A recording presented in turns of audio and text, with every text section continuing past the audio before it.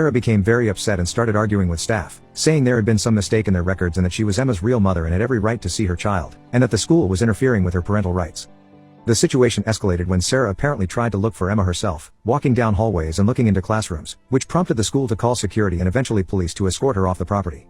When I picked Emma up from school, she was clearly upset and embarrassed, and kept asking why Sarah had come to her school and whether this meant Sarah was going to keep showing up places where Emma was supposed to feel safe. She also said she felt like this was somehow her fault for not answering Sarah's calls, which absolutely broke my heart because a 13-year-old should never feel responsible for an adult's inappropriate behavior. I immediately called Sarah and told her in no uncertain terms that going to Emma's school was completely unacceptable and that she had violated every boundary we had established and betrayed the trust we had placed in her. I explained that her actions had frightened Emma and created exactly the kind of drama we had been trying to avoid.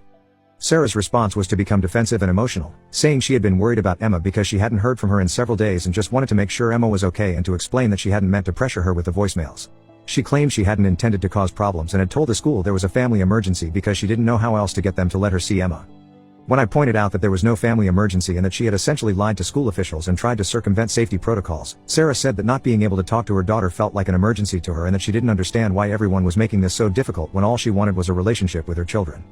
This response highlighted how fundamentally Sarah misunderstands the situation and how self-centered her approach has been. She views any obstacle to immediate access to Jake and Emma as an unfair barrier to her rights as a mother, rather than understanding that her children are individuals with their own feelings and right to privacy and safety.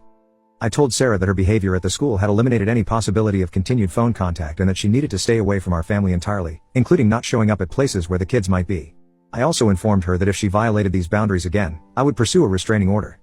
Sarah became very upset and started crying, saying I was being cruel and using her mistake to punish her and keep her away from her children permanently, but I made it clear this wasn't about punishment, it was about protecting Jake and Emma from someone who had proven she couldn't respect their autonomy or prioritize their well-being over her own desires.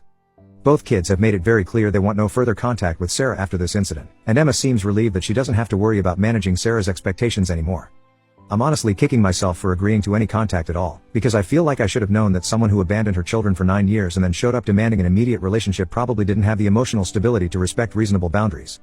I'll keep you updated on whether Sarah respects the no contact boundary or if we need to pursue legal protection, but for now we're focused on helping Jake and Emma feel safe and secure and reminding them that Sarah's behavior is not their responsibility. Update 3.